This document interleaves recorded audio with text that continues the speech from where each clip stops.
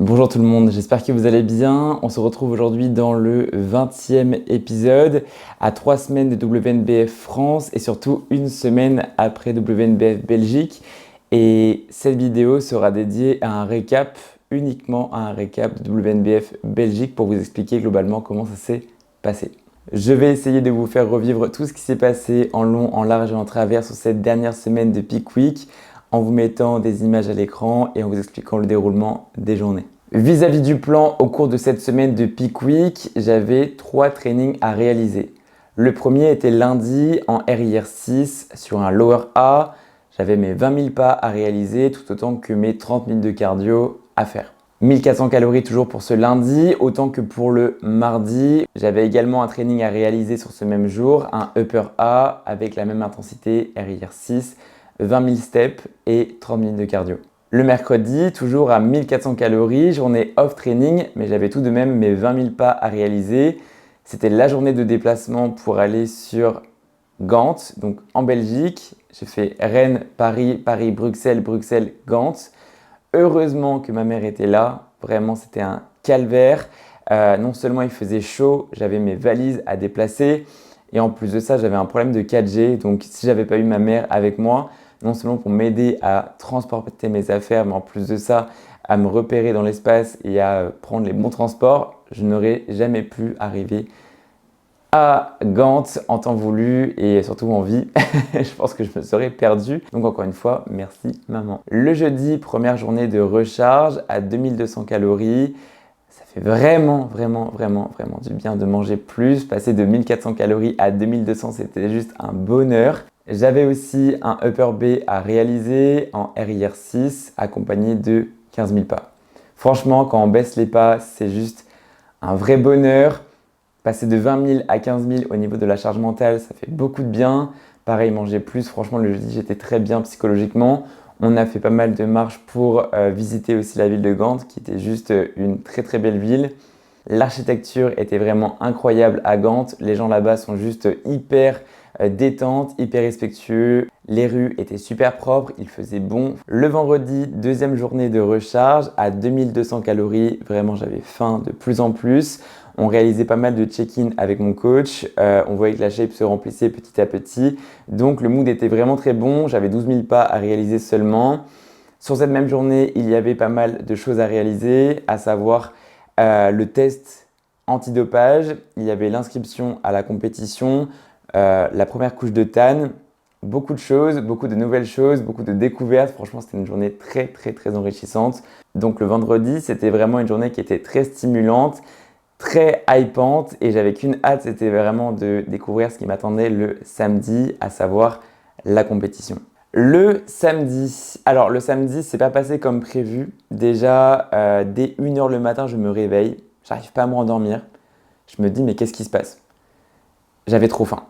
J'avais trop faim et en fait, mon corps me réclamait pas à manger, mais je sais pas, il y avait quelque chose qui se passait, j'arrivais pas à savoir quoi. J'arrivais pas à dormir. J'arrivais pas à dormir. Il faut savoir que je dormais avec ma mère aussi et la pauvre, elle a passé une nuit, c'était un calvaire pour elle, j'arrêtais pas de me lever. J'avais vraiment un inconfort, je ne savais pas d'où ça venait. J'ai envoyé un message à mon coach, donc forcément à 1h30 du matin, il ne me répondait pas. J'avais ma dernière journée de recharge qui était donc le samedi, j'avais mon protocole à respecter, etc. Mais je ne pouvais pas attendre 8 heures pour consommer mon premier repas. Je commence à manger mon premier repas 1h30. Je me rendors, une demi-heure après, pareil, je me réveille. J'avais trop faim. J'avais trop faim. Vraiment là, j'avais compris que mon corps réclamait encore et j'étais foutu. Donc vraiment, j'essayais d'attendre toutes les 2 heures pour consommer quelque chose. J'ai mangé principalement de la confiture avec des galettes de riz et crème de riz avec de la whey. Franchement, c'était un calvaire. Vraiment, c'était une nuit qui était super longue. Je me réveillais toutes les demi-heures pour manger. C'était un calvaire. Vraiment, je vous promets, c'était une nuit qui était super longue. Non seulement j'étais excité à l'idée de participer à la compétition, donc je me faisais plein de scénarios dans ma tête. Le posing, il faut que je fasse ça, il faut que je fasse ça va se dérouler comme ça va être trop cool. Bref, j'étais trop excité, mais je devais vraiment dormir aussi parce que j'étais claqué au fond et je savais très bien que cette fatigue que je générais à l'instant T en ne dormant pas, ça allait avoir des conséquences sur mon physique au cours de la journée du samedi. je pouvais rien faire. Vraiment, j'avais trop faim. Je me réveillais toutes les demi-heures, je temporisais pour manger toutes les 2 heures. C'était un calvaire. Vraiment la journée la plus longue de ma vie et à savoir la nuit la plus rythmée de toute ma vie. Arrivé à 8 heures du matin, l'heure à laquelle je devais consommer mon premier repas, j'étais déjà à mon troisième. Donc, avec mon coach, on a décalé les repas. J'ai eu, il me semble, un repas supplémentaire par rapport à ce qui était prévu. Et après, on a rechargé en fonction du temps, l'organisation, des décalages qu'il y avait avec la compétition. Mais voilà, autant vous dire que sur l'aspect de l'organisation, ça ne s'est pas passé comme prévu parce que mon corps réclamait énormément de calories. À 11 heures, j'avais rendez-vous pour ma deuxième couche de TAN. Alors, je fais juste une petite aparté pour le TAN, c'est un délire. Faut vraiment pas être pudique. On est tous là en string avec des toiles qui couvrent nos parties. La dame qui me tannait, les deux dames qui m'ont tanné, c'est pas, elle tire sur le string, hop, elle met de la bonbonne et tout. Elle tanne tout partout. Franchement, faut pas être pudique. Il y a du monde de partout. Tout le monde passe devant. Enfin bref, c'est en y réfléchissant vraiment, en fait, on est tellement fatigué, il y a tellement d'adrénaline que on n'arrive pas à savoir ce qui se passe. En fait, on capte même pas. C'est-à-dire que je me faisais tanner. Je comprenais même pas ce qui m'arrivait en fait. Et en fait, je me dis, mais elle m'a tanné. Ouais, en fait, elle m'a tanné tout partout. Enfin bref, encore une fois, c'était de la découverte. Avec du recul, là, j'y vais maintenant. Enfin, je suis gêné, mais sur l'instant T, on capte tellement pas ce qui se passe avec l'adrénaline et puis avec la découverte et tout ce qui se passe, la fatigue. Clairement, on se dit, bon, bah écoute, vas-y, fais ce que tu as à faire, regarde ce que tu as regardé, bon, tanne là où est-ce que tu dois tanner et vas-y, viens, on passe à autre chose. Mais vraiment, vraiment, je suis sorti de là, il s'est vraiment passé ça là. C'était trop drôle. Ceci dit, une fois tanné, tout s'est enchaîné relativement vite. J'ai même pas pu assister à la partie féminine comme à la partie masculine. C'était assez frustrant parce que voilà, on est sur scène en tant que compétiteur, mais voilà, on veut aussi profiter de la compétition, du mood, de l'univers, des gens. Et voilà, enfin bref, j'aurais bien aimé du coup visualiser un peu tout ce qui pouvait se passer dans les catégories annexes aux miennes, mais en fait tout s'est enchaîné relativement vite. Donc assez frustrant, mon heure de passage était prévue pour 15 heures. Au final, ils ont décalé à 16 heures, puis à 15h30, puis à 15h45, puis à 16h30. Et en plus, après, c'est revenu à 15h50. Et ouais, en fait, tout ce petit changement sur le plan de l'organisation, ça a eu son impact au niveau du stress, au niveau de ma recharge, au niveau du pump. C'est-à-dire qu'il s'est passé quelques petits couacs parce que j'avais mon timing de recharge, j'avais mon protocole. J'avais mon timing de pump aussi et en fait, il m'avait prévu pour donc 16h30 et à 15h45, ils me disent ouais, dans 5 minutes on y va. J'étais en train de recharger, j'ai même pas eu le temps de pumper, rien. Tout s'est fait dans le rush. Vraiment, j'étais à ce moment-là en mode mais qu'est-ce que je dois faire? Qu'est-ce que je dois faire? Et en fait, la dernière recharge que j'ai faite, je me suis dit vite, consomme un truc, vite et pump. Et en fait, j'ai pris de la confiture solo, donc sans galette de riz. Il faut savoir que la confiture, ça m'a provoqué des remontées acides à partir du moment où je l'ai consommée. Donc je suis arrivé sur scène, j'avais des remontées acides dans le ventre. J'étais pas bien. Vraiment, j'étais pas bien. Dès que je respirais, je transpirais. J'avais mal au ventre pour faire mon vacuum sur scène, j'étais pas bien. Pour poser, j'étais pas bien. Je me suis même dit, mais putain, mais qu'est-ce que je fous là et tout, j'ai mal au ventre. Enfin, c'était un enfer, j'étais pas bien sur scène. Vraiment, les 2 premières minutes, j'étais pas bien. Vraiment, j'ai subi le moment sur l'instant. Les 2 premières minutes étaient super longues. On est arrivé et tout, enfin, tout s'est enchaîné super vite. Il nous appelle, j'arrive, je me place. Je sais pas si je dois me placer à gauche ou à droite. Je vois un mec qui me fait des grands signes. Je suis là, je capte pas, j'ai mal au ventre. J'étais vraiment perdu. Du coup, je dis à gauche, à droite. Il me fait ouais, c'est bien. Je décale à gauche. Il me fait non, à droite. Du coup, j'étais en mode putain, mais qu'est-ce que je dois faire? Et je voyais tout le monde à côté en train de poser déjà en front relax. Du coup, je me pose vite et je savais pas si je devais déjà commencer à poser ou pas. Et en fait, si, quand tu es appelé, quand tu es sur scène, il faut directement commencer à poser pour montrer que tu es là et que tu es là pour en découdre, quoi. Enfin bref. Donc voilà, vous le verrez sur la vidéo. Au début, j'étais pas mal perdu, vraiment, on dirait un clown. Je sais pas ce que je fous là. Et après, je me dis, mais putain, mais go, en fait, profite, arrête de te poser des questions, arrête de réfléchir et fais ce que tu sais faire, en fait.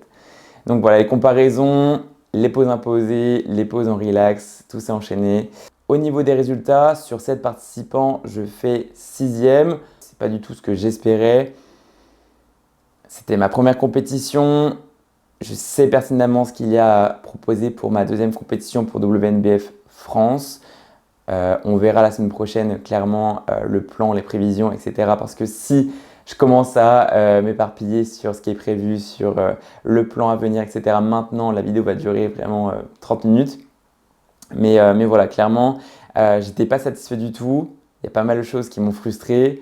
Mais ce qu'il faut se dire, c'est que c'était un premier essai. C'était une première expérience qui était super enrichissante sur le plan professionnel comme sur le plan personnel. Et voilà, j'en tire que du positif. Et c'était super inspirant pour la suite. Je sais ce que j'ai à travailler, je sais ce que je dois proposer pour être compétitif et de plus en plus compétitif et de plus en plus à l'aise sur scène. Donc voilà, clairement, mood super inspirant, expérience super enrichissante et pour rien au monde, je la referai. Et si je devais refaire les choses, eh bien écoutez, je referais les choses de la même manière pour faire les mêmes erreurs et en sortir grandi comme j'en sors grandi aujourd'hui parce que tout ce qui s'est passé, ça va me servir pour la suite.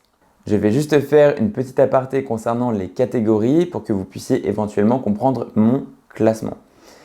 Les critères ont été définis en fonction des participants. C'était la première édition de WNBF Belgique. Ils ne savaient clairement pas à quoi s'attendre, donc ils ont fait des critères en fonction des participants. Je suis tombé dans la catégorie de 70 à 75 kg. Je pesais 70 kg, donc vous l'avez compris, j'étais dans la fourchette basse de ma catégorie. Quand vous avez un Golgot qui pèse 75 kg, plein, sec, écorché à côté de moi, c'est logique que je fasse 6e sur 7. J'aurais peut-être été dans la catégorie des 65 à 69 kg. J'aurais peut-être fait 2 3e. Ceci dit, c'est comme ça. Je pesais 70 kg, j'ai fait mon classement, j'ai pris ce que j'avais à prendre et terminé. Deux choses aussi à savoir, c'est que lors des passages, lors des comparaisons, normalement, il y a une partie pose down. Pose down, c'est vraiment la partie où j'aurais pu me démarquer. C'est la partie où en fait pendant 1 minute, on fait les poses que l'on souhaite pour se mettre en avant, pour se démarquer éventuellement avec un posing beaucoup plus flexible. Or, de ce que je sais, nous sommes la seule catégorie à ne pas avoir eu cette minute de pose down, donc super déçu. En plus de ça, j'avais pris un photographe que j'avais payé. Je me suis dit, vas-y, les photos vont être incroyables, vraiment, j'aurai eu des souvenirs de ouf, etc. Et en fait, on n'a même pas eu cette minute de pose down, donc je suis super dégoûté. Et la deuxième chose, c'est que j'ai décidé au dernier moment de ne pas réaliser ma routine libre.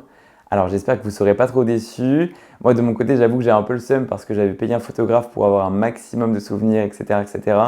Mais je suis complètement en phase avec la décision que j'ai prise. Je vous explique. En fait, la veille de la compétition, on réalisait donc pas mal de check-in avec mon coach et j'ai reçu pas mal de critiques constructives sur mon posing, des critiques bienveillantes. Mais en fait, ces critiques m'ont amené à me remettre pas mal en question vis-à-vis d'un levier sur lequel je me sentais en confiance. Mon posing, je travaille depuis longtemps. Je me sentais vraiment en confiance et je me sentais vraiment légitime de poser, de présenter quelque chose sur scène. Comme vous le savez, pour la plupart, je travaille vraiment sur ma routine depuis pas mal de temps. Et ouais, le fait d'avoir ces critiques sur mes poses imposées que j'estimais maîtriser correctement, ça m'a fait douter. Donc je me suis remis pas mal en question. Vraiment, je me suis posé plein de questions dans ma tête.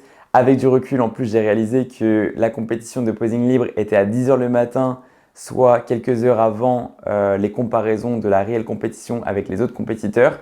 Et je me suis dit que arriver sur scène avec tous les doutes que j'ai en tête, avec, imaginons une routine qui ne se passe pas bien, je tombe sur scène, je suis décalé ou quoi que ce soit, j'allais perdre vraiment confiance en moi pour la compétition, la réelle compétition de l'après-midi.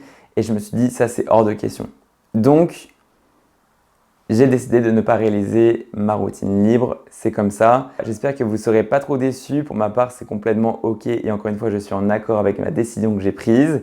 Il faut savoir que j'aurai peut-être l'opportunité de la réaliser à WNBF France, mais pour ça, il faudra que je finisse dans le top 3 de ma catégorie, posing libre, qui nous permettra peut-être de nous différencier. Voilà, la compétition se termine, il est temps d'aller se restaurer, d'aller se relaxer, se détendre, profiter. Donc première chose que je décide de faire, c'est d'aller faire des vidéos, des photos dans des spots, dans des rues, etc. etc.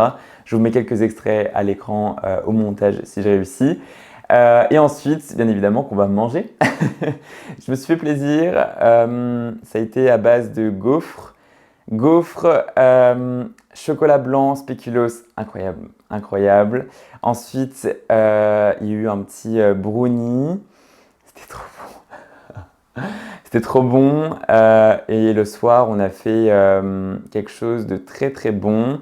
C'était pas un fast-food, mais c'était un restaurant très qualitatif. Vraiment, je crois que c'est le meilleur restaurant que j'ai pu manger. On a fait frites, burger. Les frites, je les ai même pas terminées pour vous dire. Je mangeais, mais en fait, le paquet se vidait jamais. Les frites étaient épaisses, super bonnes, très qualitatives. J'étais vraiment plein.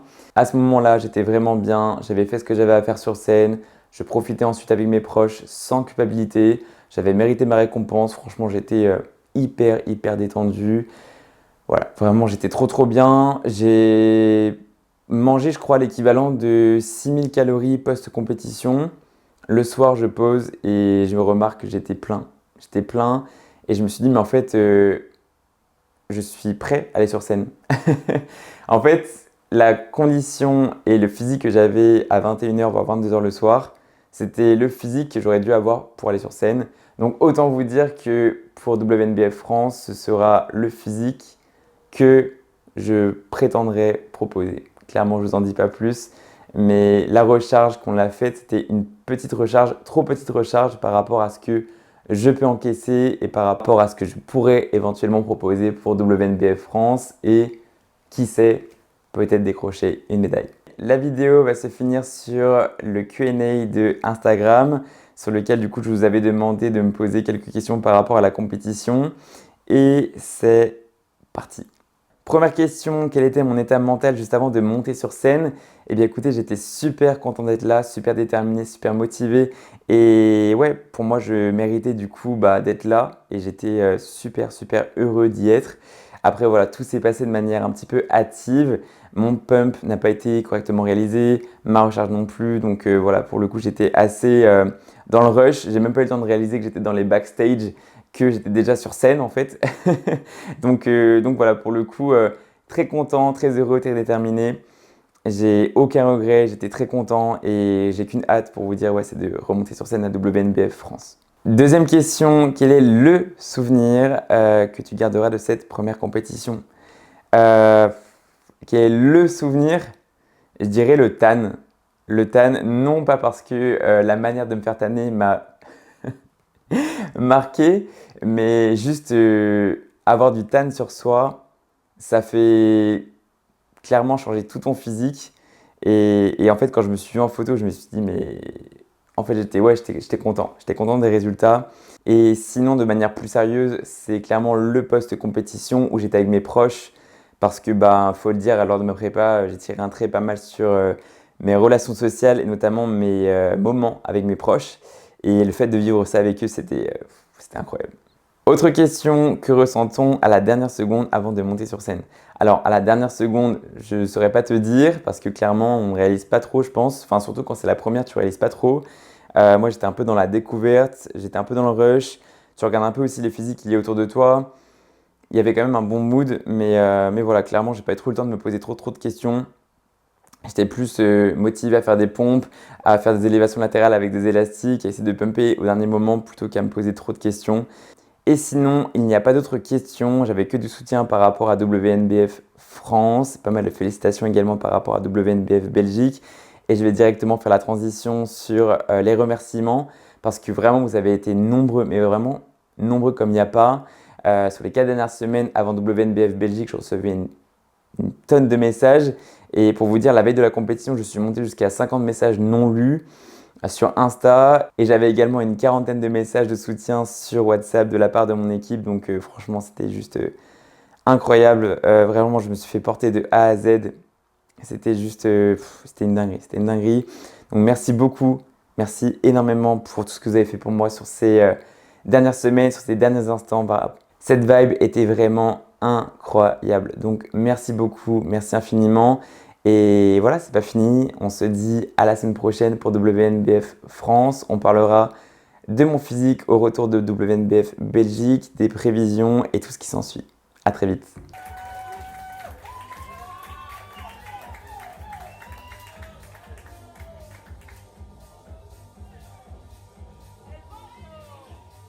Seven athletes, so number 87, right down that middle strip.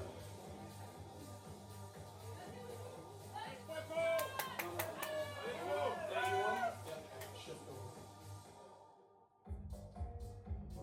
Okay, gentlemen.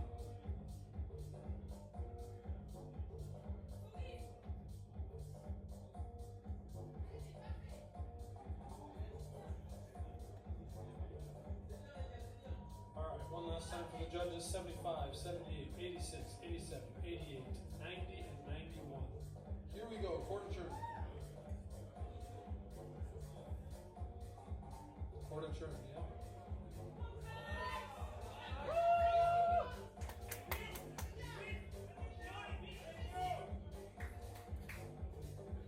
Quarter turn.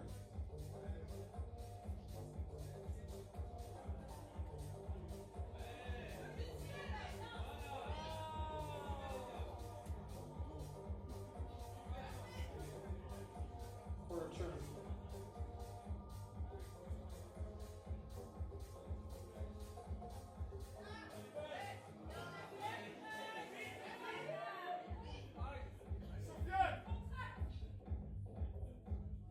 Quarter turn.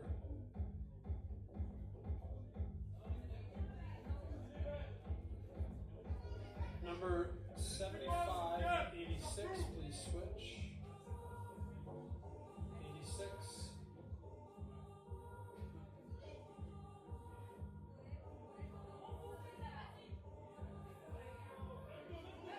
Number 86 and 90, please switch.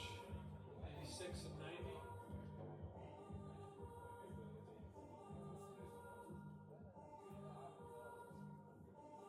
Number 78, 87, please switch.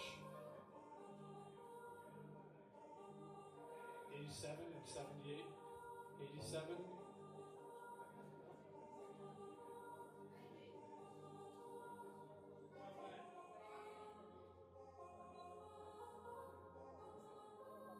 Quarter turn.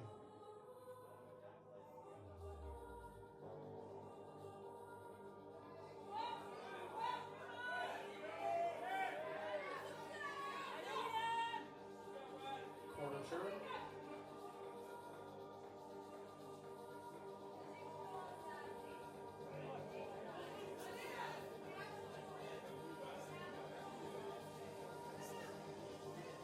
Quarter turn.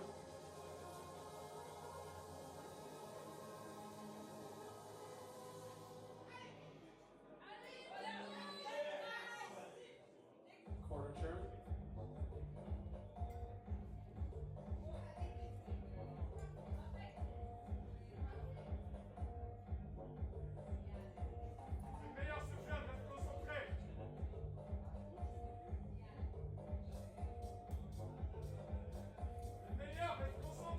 Front double bicep.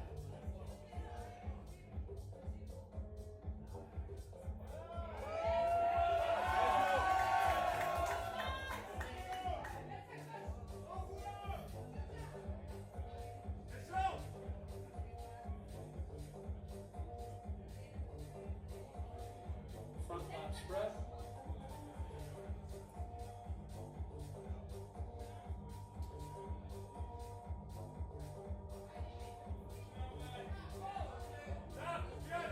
Number 87 and 88, please switch.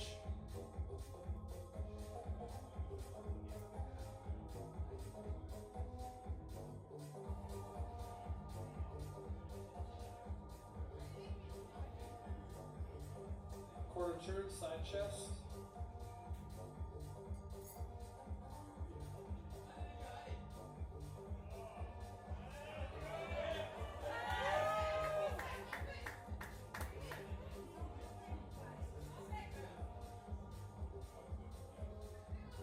Side tricep.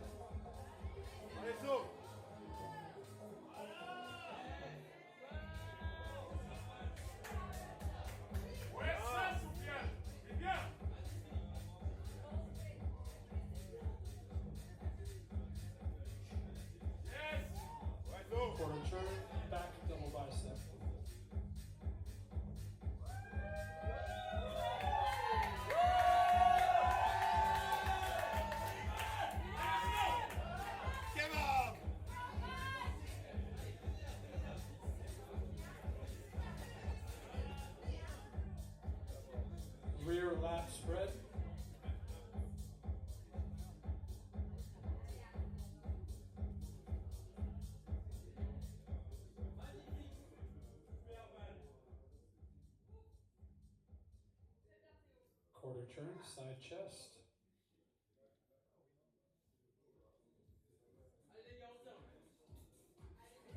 Allez, Sofiane.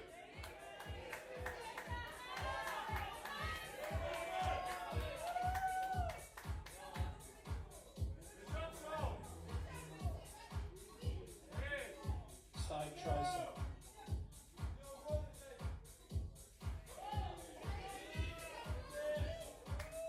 Reste là, Sofiane, c'est bien. Bien ça.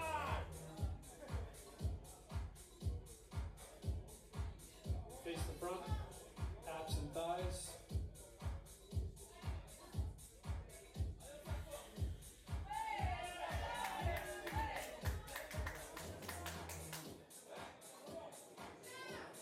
Voilà.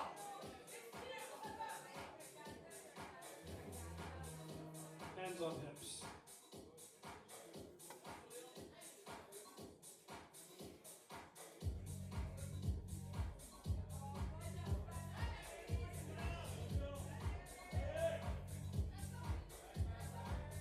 Favorite, most muscular.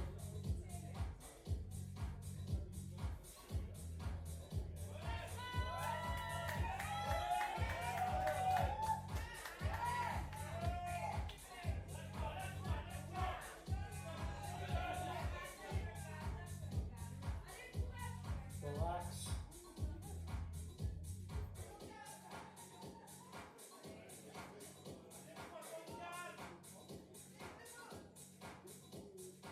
I have 75 and 87 switch. 86 and 88 switch. 91 and 90 switch.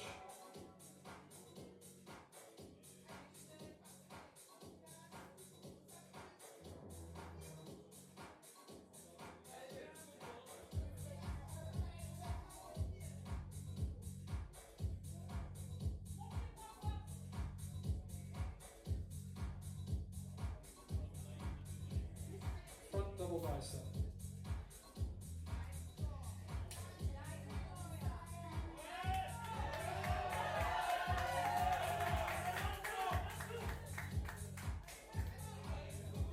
Front lat spread.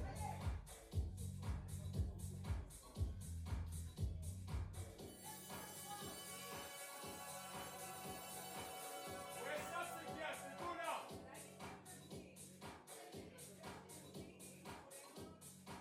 Favorite side chest.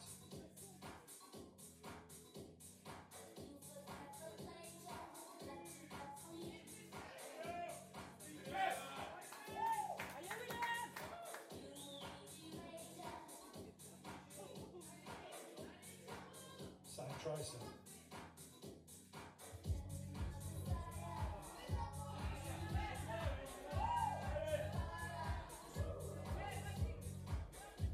Back double bicep.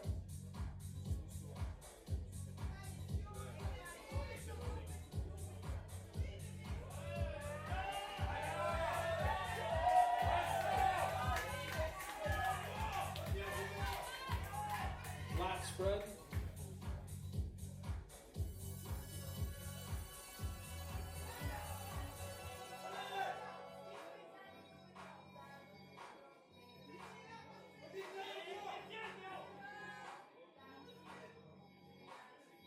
Face the front.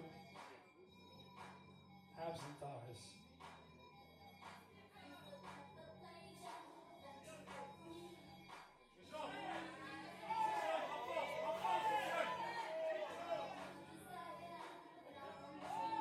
Hands on hips.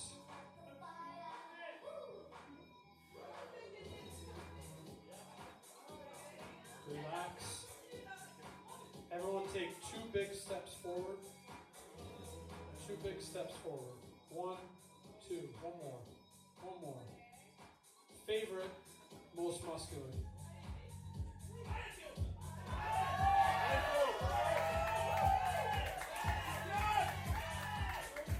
Relax.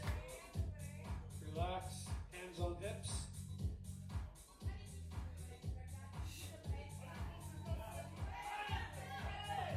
Abs and thighs.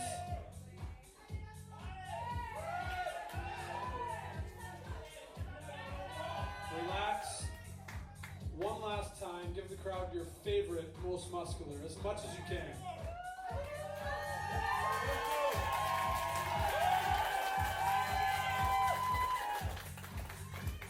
All right, thank you, gentlemen. Well done. Thank you.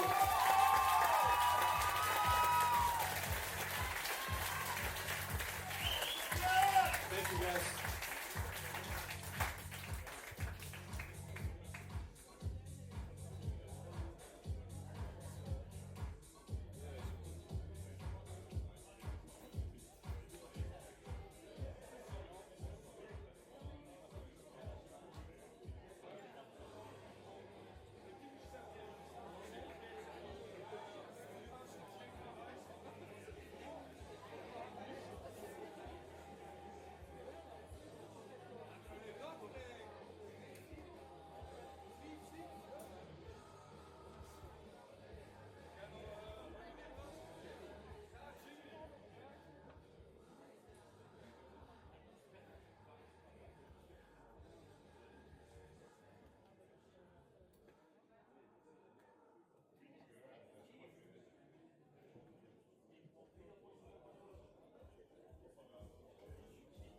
All right, we have the awards for bantamweight. So let's get the bantamweight athletes back on stage. Number 78, 75, 86, 87, 91, 90, and 88.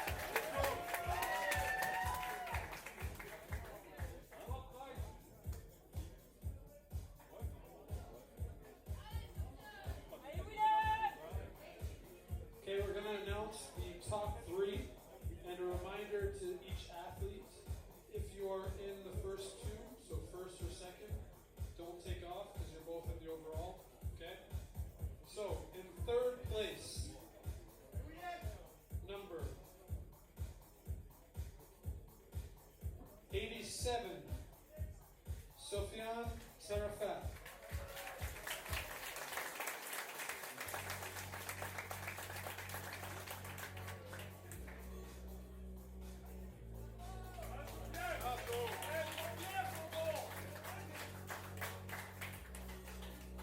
In second place,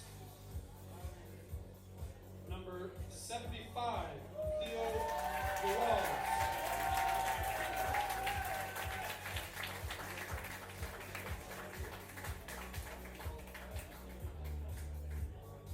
And your bantamweight champion, number 78, Todor Vidimov.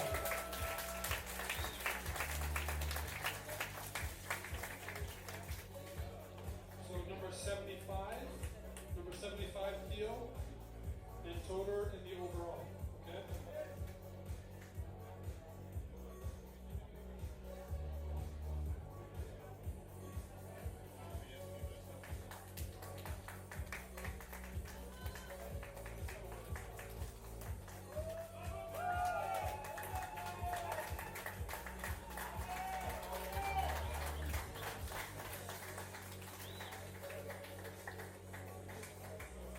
All right, ladies and gentlemen, let's just get number 78 solo picture, please.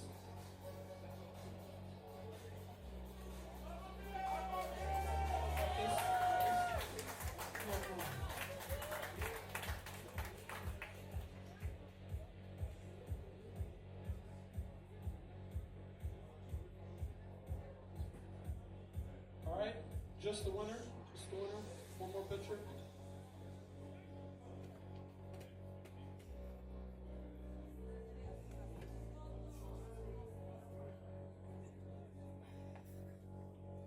Okay, congratulations.